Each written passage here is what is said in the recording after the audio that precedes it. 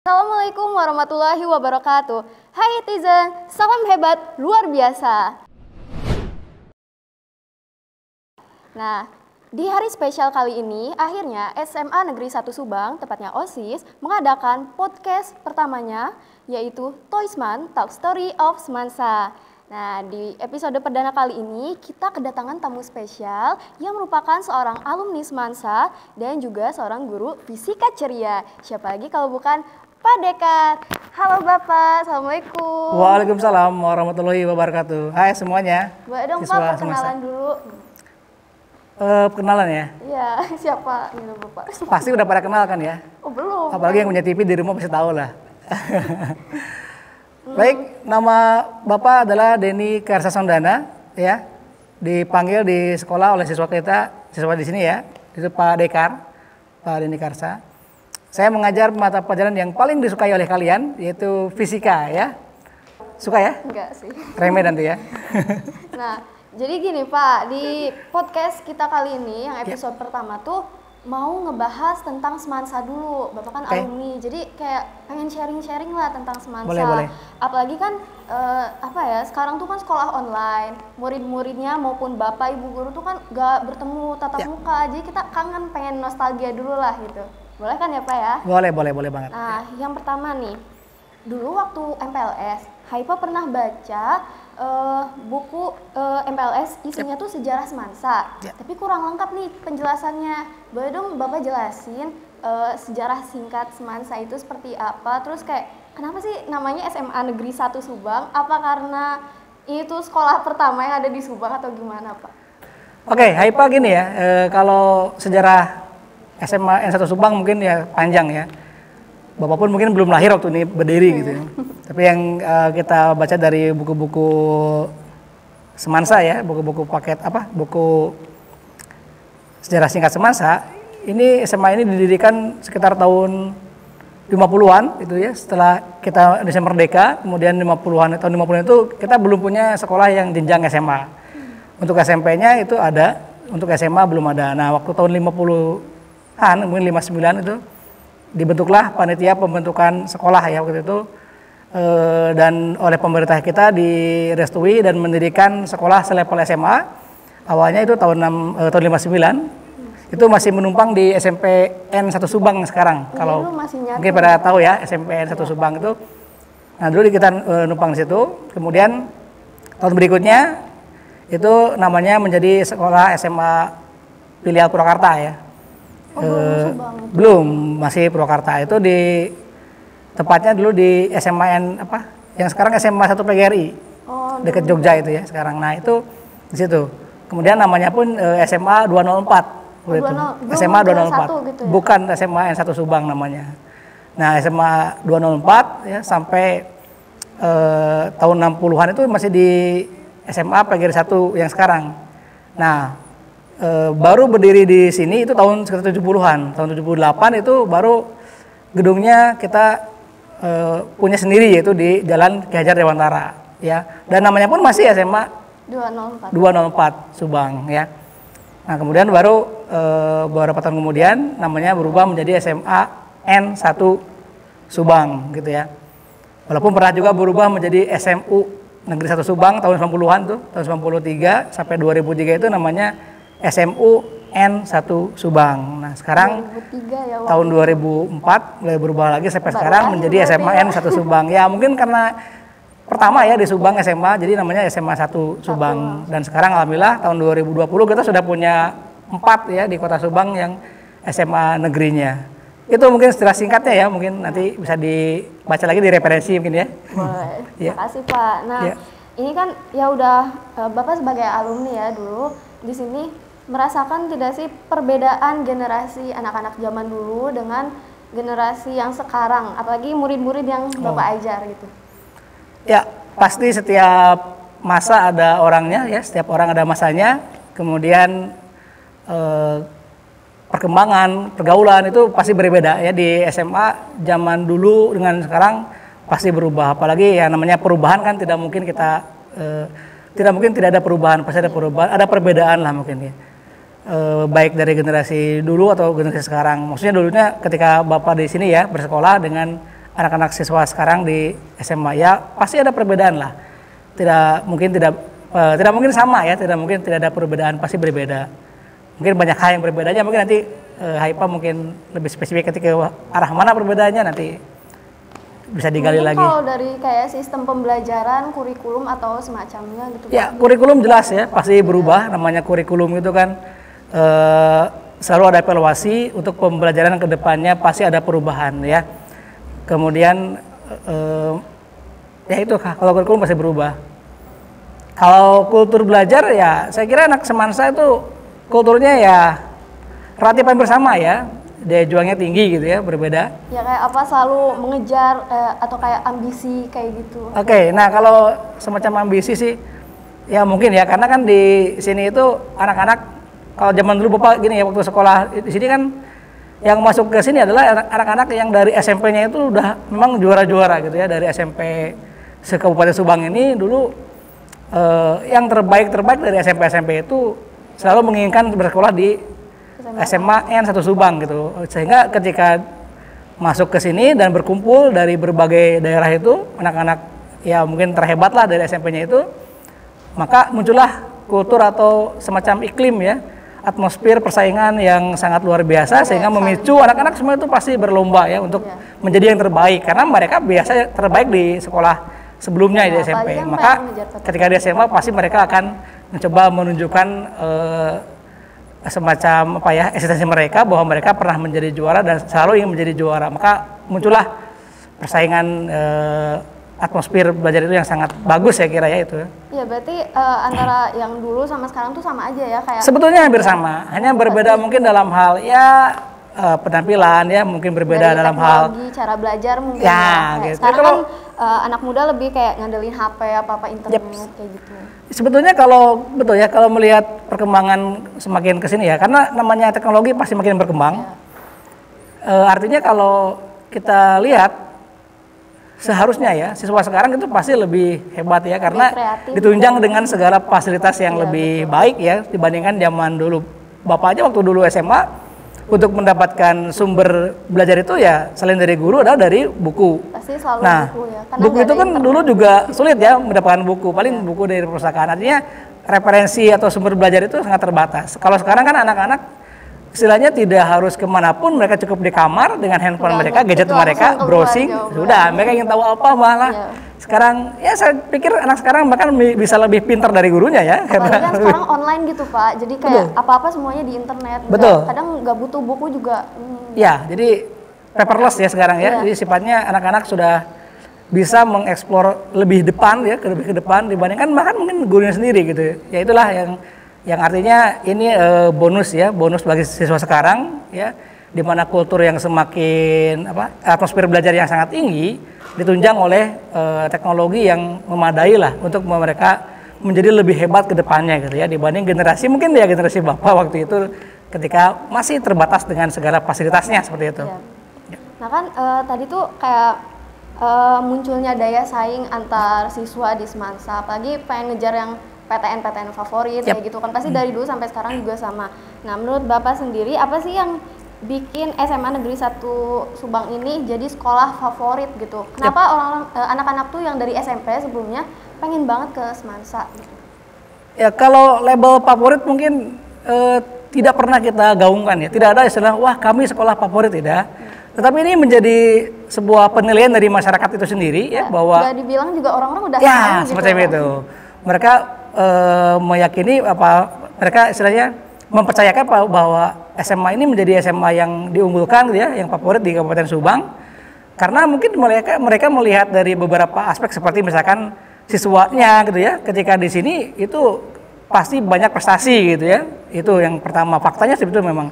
Kemudian alumninya ya, ketika namanya sekolah SMA itu kan dia menjembatani ke universitas ya kayak tadi.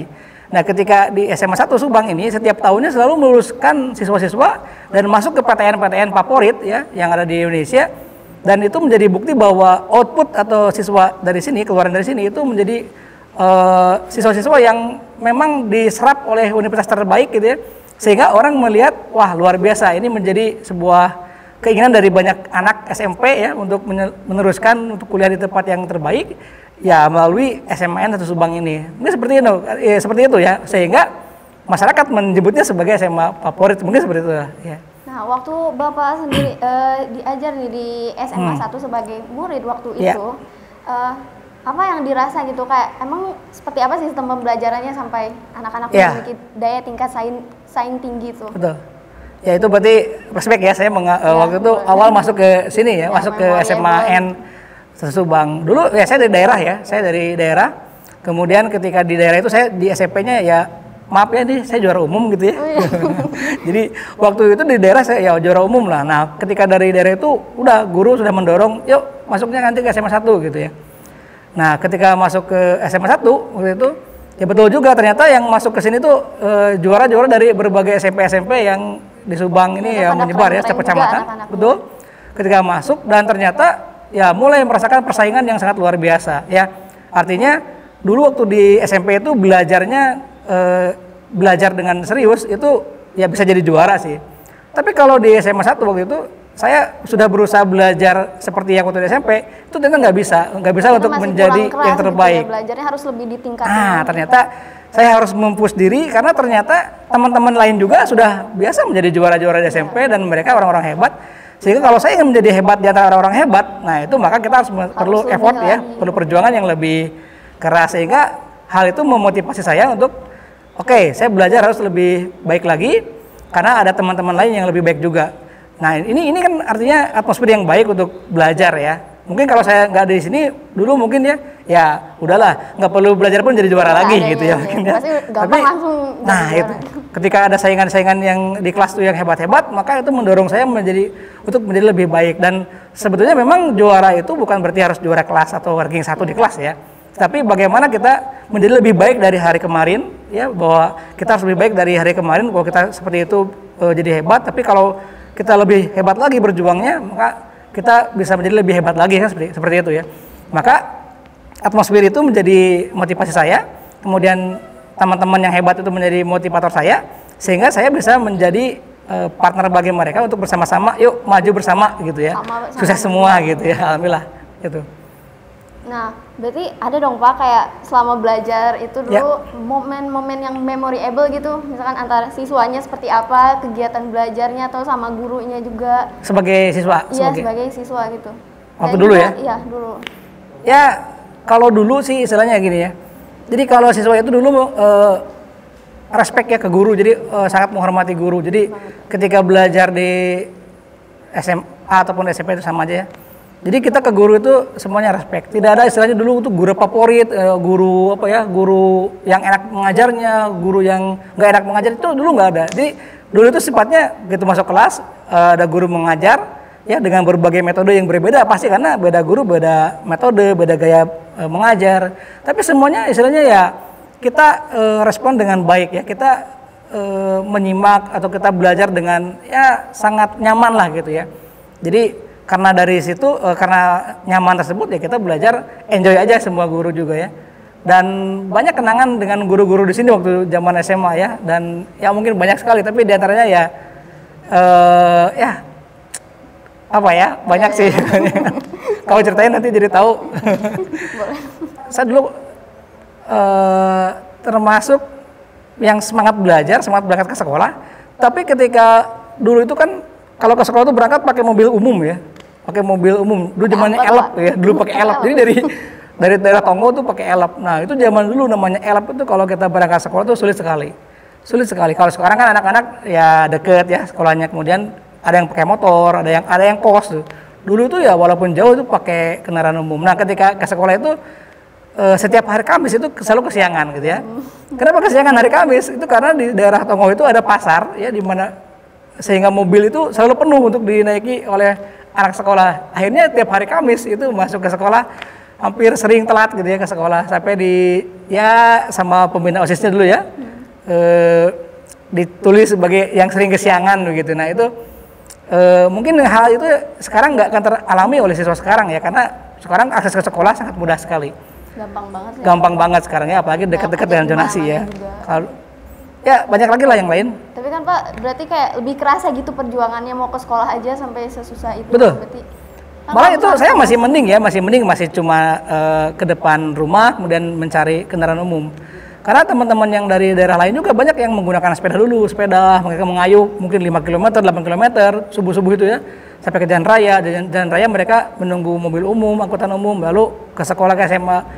Dan itu tiap hari mereka seperti itu. Jadi saya masih beruntung lah ya, hanya memang agak sulit aksesnya aja ya waktu zaman itu. Tapi teman-teman yang lain pun zaman dulu itu banyak yang ingin sekolah itu memang perjuangannya ya luar biasa lah ya. Tapi ya tadi itu mungkin karena berjuangnya luar biasa, maka mereka ketika di sekolah itu istilahnya bersungguh-sungguh untuk belajar, karena mereka untuk mencapai ke sekolah pun sangat perlu perjuangan. Jadi kalau mereka di sekolah tidak optimal, sangat sayang sekali gitu kan ya. Ya udah jauh-jauh masa setengah-setengah gitu ya. Betul. Justru itu yang bikin mereka unggul-unggul kan ya di seperti itu mungkin, iya. Nah kalau misalkan sekarang nih Bapak sebagai guru kan ya, nah untuk sistem pembelajarannya sendiri seperti apa gitu? Apalagi sekarang kan online. Yep. Nah, solusinya seperti apa? Apalagi ya kan anak-anak nggak ke sekolah gitu. Ya, oke. Untuk masa pandemi ini ya, kita belajarnya online gitu ya, atau belajar dari rumah, BDR ya. Nah, sebetulnya sih kalau kita renungkan kembali ya, ini kan tiba-tiba ya, ada pandemi ini tiba-tiba. Dulu kita ketika bulan Maret tahun 2019 ya, 2020 ya? 2020 ya? Maret awal. Maret 2020 itu ketika akan selesai PTS ya, kelas 10 itu selesai PTS, kelas 12 itu selesai US. Nah tiba-tiba ya pandemi mewabah di Indonesia dan dinyatakan sebagai ya wabah di dunia ya. Sehingga pembelajaran di Indonesia ya, dan Subang khususnya ini menjadi terhenti gitu. Nah waktu itu kita nggak menyangka akan sepanjang ini selama ini gitu. Waktu itu diliburkan selama 2 minggu. Ternyata 2 minggu libur itu tidak cukup karena pandemi semakin meluas. Akhirnya ya diteruskan di rumah. Nah bagaimana belajar di rumahnya? Nah akhirnya pemerintah mencanangkan belajar dari rumah ya, atau dulu awalnya PJJ ya, pembelajaran jarak jauh. Memang ini tiba-tiba di mana kita guru juga dipaksa untuk ya harus mengajar secara berubah ya, cara mengajarnya yang biasanya di depan kelas dengan siswa, interaksi dengan siswa, sekarang dipaksa harus mengajar dengan kondisi yang siswa di rumah masing-masing. Begitupun siswa juga pasti akan mengalami perubahan yang drastis dalam cara belajar mereka, yang tiba-tiba harus di rumah juga gitu belajarnya gitu ya. Nah memang ada plus minus, tetapi ya alhamdulillah kemarin kita lewati ya masa-masa sulit ini dengan pembelajaran online ya, dengan berbagai metode, ya mudah-mudahan tidak mengurangi semangat kita belajar di masa pandemi ini. Itu dulu mungkin. Mungkin kayak bisa ya, mungkin Bapak aku ingat deh, Bapak punya YouTube channel juga kan, jadi bisa ya share buat belajar fisika kayak gitu lewat online kan. Nah itu, jadi di antara tadi ya keadaan yang berubah sangat drastis itu, tiba-tiba memaksa ya guru berinovasi ya, guru berinovasi, karena ketika tidak bisa berinovasi ya maka tidak akan optimal pembelajarannya ya. Makanya waktu itu ya misalkan Bapak ya juga berpikir juga nih bagaimana menjelaskan, apalagi ini kan fisika itu sangat mudah ya. Kebalikannya. Fisika ini kan ya kalau disuruh baca anak-anak di rumah itu pasti ya mungkin ada beberapa kesulitan ya.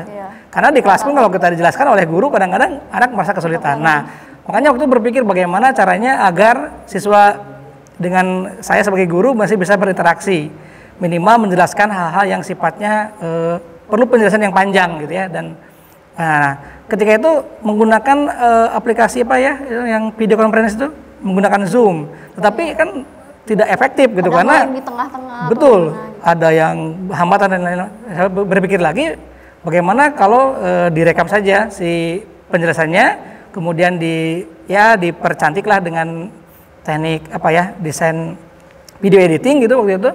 Nah akhirnya kepikiran juga, udahlah kita coba membuat YouTube channel. Jadi saya akhirnya ya belajarnya otodidak ya, lihat di YouTube bagaimana cara membuat akun YouTube, bagaimana cara membuat video di YouTube. Itu belajar aja ya, dipaksa dalam waktu singkat itu belajar membuat video ya, video editing ya, dengan berbagai keterbatasan itu. Kemudian kita coba merilis satu dulu video untuk siswa. Ternyata responnya luar biasa. Alhamdulillah waktu itu anak-anak merasa terbantu. Ketika anak-anak, Pak ini nggak ngerti yang ini gimana, tinggal di-share aja linknya, ini videonya. Akhirnya ya banyak yang terbantu. Walaupun ada bilang, Pak ini kuotanya berat kalau YouTube, ya kita ada resiko lah ya. Setiap kondisi ada resikonya. Tapi setidaknya bisa belajar kapan aja gitu. Akhirnya seperti itu bahwa anak-anak akhirnya bisa belajar kapan aja. Ketika Pak saya lupa waktu Bapak menjelaskan kemarin. Nah, sekarang lagi gitu, Pak. Ada. Saya kan buka lagi di YouTube. Ya walaupun masih terbatas ya teknik-tekniknya atau kualitas videonya mungkin ya. Tapi ya tadi itu adalah bagian dari dimana kita sebagai guru mencoba mengoptimalkan potensi yang ada, mencoba berusaha untuk menghadirkan yang terbaik buat siswa sekarang ya yang harus belajar online di rumah dan mudah-mudahan membantu. Itu mungkin. Nah, menurut Bapak sendiri ya sebagai guru melihat anak-anak semansa ya, murid-muridnya, apa sih yang membuat mereka tuh berbeda gitu dengan murid kebanyakan? Ya. Ada yang lebih spesialnya gitu. Betul. Saya termasuk yang merasa bersyukur ya, beruntung berada di lingkungan semansa. Saya dulu sebagai siswa dan sekarang ketika menjadi guru, saya diamanahi untuk mengajar di SMAN Subang ya, alma mater saya ya, alma mater tercinta lah seperti itu. Nah, ketika melihat anak-anak di sini ya, saya sangat merasa bersyukur karena saya yakin sekali ini ketika saya di depan kelas itu adalah saya sedang berbicara dengan adik-adik tingkat saya gitu ya, adik-adik saya, kemudian berbicara dengan anak-anak saya, di mana mereka adalah orang-orang yang nantinya berpotensi untuk menjadi orang-orang hebat ya, karena saya juga waktu di sini di SMA sebagai siswa dan sekarang udah bekerja, teman-teman yang dulu saya berteman di SMA di sini itu menjadi orang-orang hebat ya, baik di level kabupaten, provinsi ataupun nasional, bahkan internasional gitu ya. Jadi saya selalu membayangkan bahwa di depan itu bukan murid aja, bukan sebatas murid ya, tapi saya sedang berhadapan dengan calon orang-orang hebat, calon orang sukses ya, dan itu terbukti selama saya mengajar di sini belasan tahun ya. Sekarang saya punya alumni yang menjadi orang-orang hebat ya di luar sana, yang itulah yang saya gambarkan, yang saya bayangkan ketika saya menghadapi siswa di depan kelas ya, seperti itu. Nah berarti mereka ya orang-orang yang hebat itu setelah lulus dari semansa biasanya prestasi apa yang telah diraih gitu? Ya kalau apa aja? Prestasi ya selama sekolah kan, alhamdulillah kalau di akademik kita OSN ya di selalu juara, walaupun sekarang kita punya saingan hebat nih SMA swasta di Subang ya, mudah-mudahan ini menjadi motivasi juga. Jadi dorongan lebih betul lagi. Jadi dari akademik maupun non akademik, karena dari dulu pun anak-anak semasa untuk di Subang ya, level Subang minimal itu untuk akademik kita alhamdulillah kita selalu unggul ya. Kemudian di non akademik juga alhamdulillah juga ya, baik olahraga, seni, agama ataupun yang lain ya masih punya prestasi yang luar biasa di baik di kabupaten, provinsi ataupun nasional. Bahkan dalam pandemi sekarang pun kan kita mendapatkan kabar gembira terus ya bahwa anak-anak kita berprestasi di tingkat nasional, tingkat kabupaten, provinsi. Walaupun kondisinya seperti ini alhamdulillah gitu ya. Bahkan tadi pagi juga guru kita mendapatkan juara 1 tingkat nasional ya untuk fisika ya, Pak Nur Sepangkat. Kita sangat berbangga gitu ya punya siswa yang hebat, guru-guru yang hebat. Jadi matching gitu ya, berada di tempat yang tepat bersama-sama gitu. Berarti ya stereotip bahwa anak semansa tuh cuman bisa di akademik tuh salah ya. Bisa di akademik maupun non akademik prestasi. Sebetulnya betul. Jadi kalau dilihat wah anak SMA 1 mah kutu buku ya mungkin atau apa gitu ya, Cooper lah cuman belajar aja gitu. Ya enggak juga ya.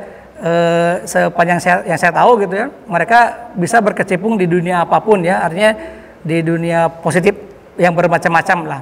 Karena siswa itu kan unik ya. Siswa itu unik. Enggak akan semua satu SMA itu anaknya pintar fisika semua, enggak ya. Pintar matematika semua enggak. Pasti setiap anak itu punya potensi yang berbeda ya, dan mereka bisa berekspresi dan berprestasi dengan potensinya masing-masing gitu. Tidak harus akademik terus. Dan itu terbukti ya di SMA 1. Bayangkan aja ada 30 ekskul, itu artinya kan sudah ada 30 bakat yang tertampung ya, terwadahi oleh sekolah, dan hampir tiap tahun ekskul ini kan punya prestasi juga gitu. Artinya tidak melulu di akademik ya, tapi juga di non akademik ya, mereka punya kompetensi yang luar biasa seperti itu. Nah, Pak kan kalau itu yang tadi anak-anak semansa kan punya potensi. Nah, Bapak waktu sebagai murid di semansa, apa sih yang dirasa efek pembelajarannya selama 3 tahun gitu, hingga dibawa ke jenjang selanjutnya? Baik, seperti yang tadi saya sampaikan ya, bahwa setiap anak itu unik ya, setiap anak itu unik. Jadi memang kalau disebut anak itu, wah ini anak ini nggak pinter nih, sebetulnya bukan nggak pinter, tapi di bidang itu mungkin nggak pinter, tapi di bidang yang lain dia punya potensi yang hebat. Ya misalkan dia jago matematiknya nih, oke dia pintar di matematik, tapi mungkin dia lemah di menggambar misalnya gitu ya. Nah artinya gini, ketika sekolah itu siswa itu, kalau saya dulu begini, ketika saya sekolah itu saya mengukur diri sendiri gitu, membaca diri sendiri ya, introspeksi diri, evaluasi gitu ya. Saya tuh hebatnya di mana sih gitu? Saya bisanya saya lebih dominan enjoy itu belajar apa dan bidang apa yang saya ingin tekuni. Nah, ketika saya sudah menemukan potensi itu ya, menemukan kecenderungan bakat dan minat ke hal suatu, saya ingin menjadi guru. Nah, maka saya fokus ke bidang yang saya kuasai dengan baik, sehingga ketika pengembangan dan mengoptimalkan bakat itu akan lebih mudah ya, kemudian akan lebih menyenangkan bagi kita sendiri gitu. Jadi ketika dulu saya belajar di sini ya, saya fokus untuk bagaimana menjadi guru yang baik misalkan. Sehingga ketika saya di kelas harus apa gitu, belajar seperti apa ya, bagaimana attitude kita, sikap kita, perilaku kita ya sehari-hari, dan dibawa terus ya sampai jenjang ke perguruan tinggi. Dan alhamdulillah mimpi yang saya inginkan itu waktu dari ya kecil mungkin ya sampai SMA gitu di sini. Alasan Bapak pengen jadi guru pintar. Itu. Jadi sekarang alhamdulillah ya menjadi guru, dan saya juga nggak nyangka ya bakal menjadi guru di SMA. Jadi masa-masa di SMA itu menjadi gambaran atau arahan ketika ingin menjadi apa di masa depan gitu. Betul. Jadi mungkin banyak yang suka berpikir, wah saya masih bingung Pak mau jadi apa. Ya oke, nggak masalah, itu bukan berarti kita harus betul atau nggak tahu nih mau kuliah kemana. Tapi kita coba di dalam diri kita itu pasti ada potensi yang lebih ya, potensi yang kita punya yang mungkin orang lain nggak punya, atau kita ya bisa optimalkan yang kita miliki itu sehingga kita menjadi lebih wah gitu nanti capaiannya gitu, dibandingkan kita memaksakan hal yang kita tidak kuasai, kita paksakan nanti mungkin ya tidak akan optimal. Tetapi ketika kita mencoba mengasah apa yang kita bakat apa yang kita miliki, maka insya Allah itu akan menjadi lebih optimal seperti itu. Nah, terakhir nih Pak ya, udah nggak kerasa udah mau terakhir ya. Lagi. Nah, kesan-pesan untuk anak-anak semasa yang generasi sekarang nih Pak, buat mereka. Boleh. Oke, ya sama ya, saya selalu ke anak-anak itu menekankan bahwa kita itu tidak cukup untuk memiliki intelijensi yang bagus ya, IQ yang bagus, itu adalah modal bagi kita untuk menjadi orang hebat. Tetapi selebihnya itu kita harus memiliki emosional ya, atau attitude, atau memiliki perilaku yang baik gitu ya. Kemudian spiritual juga ya, kita harus baik. Karena orang sukses itu bukan hanya memiliki intelijensi yang kuat, tapi juga memiliki emotional quotient yang sangat baik ya, dan ditunjang dengan spiritual quotient. Jadi ketika kita sudah punya modal IQ yang bagus ya, di Semansa ini kita sudah punya IQ yang bagus, kemudian yuk kita bagaimana caranya memiliki sikap yang baik ya, attitude yang baik gitu ya, respect pada guru, hormati guru ya, hormati sama teman ya, junior juga kita bimbing gitu bersama-sama ya. Jadi sikap ini yang akan menjadi hebatnya luar biasa, karena katanya dalam riset ya bahwa emotional quotient ini mempengaruhi 80% dari seorang itu sukses gitu ya, dibandingkan IQ. IQ itu mungkin hanya 20% untuk menunjang kita. Tetapi nah setelah kita punya modal IQ yang bagus, kemudian kita punya semangat ya dan punya attitude yang bagus, nah lalu kita tunjang dengan spiritual ya, keagamaan yang bagus. Kemudian juga dalam dunia yang sangat serba canggih ya sekarang ya, dunia genggaman tangan gitu. Jadi sekarang kan apapun yang ingin kita tahu itu ada di smartphone. Jadi yuk optimalkan deh itu segala fasilitas yang sangat memudahkan kita untuk menjadi orang hebat, itu sudah ada di tangan kita. Kita optimalkan ya, bukan malah menjadi hal yang membuat kita lalai dengan waktu ya, mungkin main game atau membuka hal yang tidak penting gitu ya. Tapi yuk mari kita optimalkan ya kemudahan ini agar kita menjadi orang yang luar biasa. Jadi bukan cuma HP-nya yang pintar, tapi penggunanya juga yang cerdas. Bukan hanya cuma smartphone ya, juga jadi smart people juga ya. Nah, seperti itu. Oh ya Pak, menurut Bapak sendiri ada nggak saran agar eksistensi SMA Negeri 1 Subang itu meningkat gitu, lebih dikenal orang, bagaimana caranya? Ya, semua juga sadar ya, yang namanya meraih itu mungkin agak lebih gampang dibandingkan mempertahankan gitu ya. Jadi ketika kita sudah dilabeli oleh masyarakat sebagai SMA unggulan, SMA favorit, ya itu sebetulnya sebuah motivasi untuk kita menjaga itu, sekaligus juga tantangan bagi kita ya, bagaimana kita menjadikan tetap sebagai favorit. Jadi kalau bagaimana untuk meningkatkan atau ya yang pasti pertama kita harus bisa mempertahankannya dulu lah. Jadi pertama kita harus bisa mempertahankannya dulu, bagaimana prestasi yang dimiliki oleh Semansa Subang ya yang sudah anggaplah mendunia gitu ya misalkan. Nah ini bagaimana masih bisa menjadi apa ya? Bagaimana sekolah atau siswa masih bisa membuktikan bahwa kita masih seperti dulu ya, masih punya prestasi yang sama, maksudnya prestasi yang membanggakan gitu ya bagi bahwa pandangan sekolah. tentang sekolah unggul Betul. itu tuh selalu sama. Gitu. Betul. Jadi jangan sampai siswa sekarang tidak bisa mempertahankan image ya, minimal image lah. Ya, tapi dengan prestasi, dengan bukti nanti kita akan terlihat. Karena kalau kita berprestasi itu kan istilahnya, oh SMA itu berprestasi juara ya, oh iya juara. Sebatas paling, oh iya biasa gitu, ya kan? Kayak udah selalu gitu. Pastilah juara gitu misalkan ya, oh iya pasti juara memang. Tapi kalau misalkan tidak berprestasi atau misalkan anggaplah turun, itu pasti, loh kok SMA 1 begitu ya? Nah itu pasti orang omongan, gitu. akan mudah sekali menjadi hal yang apa ya negatif bagi masyarakat. Makanya kalau menurut Bapak itu ini menjadi tantangan bagi kita semua ya, tantangan, motivasi sekaligus menjadi penyemangat kita untuk yuk mari bersama-sama kita selalu terus ya mempertahankan bagaimana ini sekolah berprestasi ya, bagaimana sekolah ini menjadi yang terbaik baik dari akademik maupun non akademik gitu ya. Dan ini bertanggung jawab bersama ya, baik kita sebagai guru dan di sekolah gitu ya, manajemen sekolah, sekaligus juga siswa yang sekarang ada di SMA ini ya, itu menjadi PR juga bagaimana siswa sekarang itu menjadi apa ya, memberikan bukti kepada para alumni yang sudah membesarkan nama kita gitu. Sudah hebat, sudah besar, yuk kita jaga minimal ya, bagaimana caranya kita memberikan juga prestasi ya yang sama atau yang lebih hebat lagi, sehingga Semansa ini ya selamanya akan terus menjadi SMA yang unggul ya dalam akademik, unggul dalam hal non akademik, dan ya citranya tetap baik gitu ya, dan itu menjadi tantangan kita semua gitu ya, seperti itu. Terima kasih Pak untuk semua sharing-sharing jawabannya tentang Semansa. Yap. Nggak kerasa udah selesai juga karena keterbatasan waktu pun. Namun semoga bisa di lain waktu bisa jadi tamu lagi nih Pak. Mungkin sharing-sharing tentang hal lain, bukan tentang Semansa doang. Terima kasih juga pada ini ya OSIS, OSIS Semansa Subang. Mudah-mudahan di bawah kepengurusan yang baru ini di bawah kepengurusan yang baru ini OSIS terutama menjadi trigger ya atau motor penggerak untuk terus Semansa berprestasi ya, membawa ke depan menjadi lebih baik lagi, menjadi lebih baik lagi. Amin. Gitu mungkin ya. Terima kasih. Baik semuanya, terima kasih sudah menyimak seluruh isi dari podcast kali ini, episode perdana yang paling spesial bersama Pak Dekar, Guru Fisika Ceria. Semoga kedepannya kita bisa menjadi lebih baik lagi. Untuk kalian penonton boleh kasih saran untuk tema maupun bintang tamu yang akan kita undang di episode berikutnya. Jangan lupa untuk terus nonton. Terima kasih. Salam hebat luar biasa. Wassalamualaikum warahmatullahi wabarakatuh.